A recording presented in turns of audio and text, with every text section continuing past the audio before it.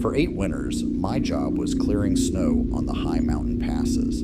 It's a lonely, isolating job, but the pay is good, and I like the solitude. The most challenging route, the one the new guys are afraid of, is the final clearing of the Gotthard Pass, before they shut it down for the deep winter. You're up there alone, in a 20-ton plow, fighting the first real blizzard of the season. This happened on my last run, late one November evening. The storm had come in faster than predicted, a wall of white that swallowed the world. My task was simple: one final sweep down the northern side, from the summit to Andermatt, to ensure the road was clear before the gates were locked until spring. The hum of my engine and the roar of the plow were the only sounds in the universe.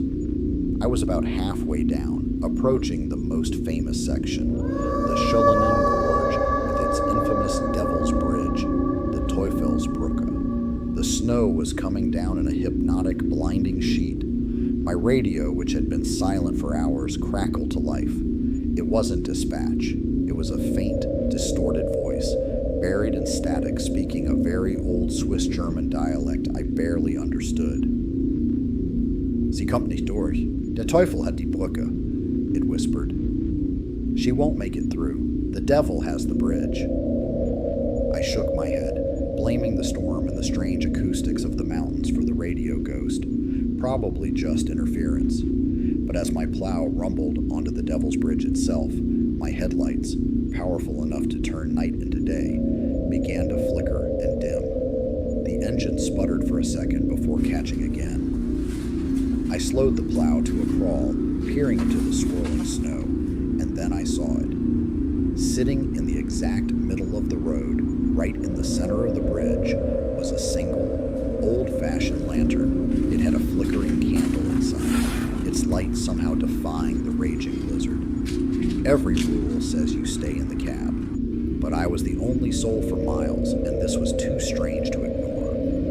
I put the plow in park, the air brakes hissing, and stepped out into the storm. The wind was a physical force, tearing at my clothes.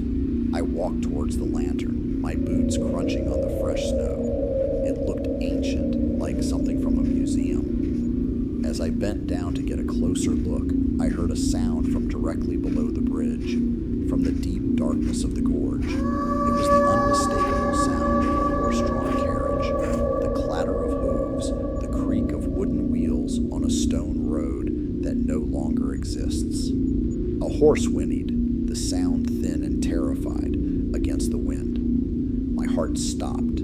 I scrambled to the stone railing of the bridge and looked down into the abyss, but saw only a storm of swirling white. Then, a woman's scream echoed up from the gorge. It was a sound of pure, undiluted terror that cut right through the howl of the blizzard. At that exact moment, the candle in the lantern in front of me was snuffed out, plunging the bridge into near-total darkness. I didn't wait. I ran back to my cab, threw the plow into gear, and drove. I didn't look in my mirrors. I didn't stop until I reached the closed gate at Andermatt, my hands shaking so badly I could barely turn off the engine. The next morning I told my supervisor, a man named Klaus, who had worked the pass his whole life. I expected him to laugh. He didn't. He just went pale and told me to sit down. He explained that the story of the Devil's Bridge isn't just about the devil. He said the locals have a legend of a young woman from the 1800s who tried to cross the pass in the first winter storm to reach her dying mother. Her carriage, he said, went over the edge. They say on the first big storm of every winter she tries to cross again. I felt a chill that had nothing to do with the cold. Klaus took a slow sip of his coffee before he finished. "But the lantern," he said, looking me dead in the eye, "that's a warning. It's not her you have to worry about. It's the thing she's trying to get away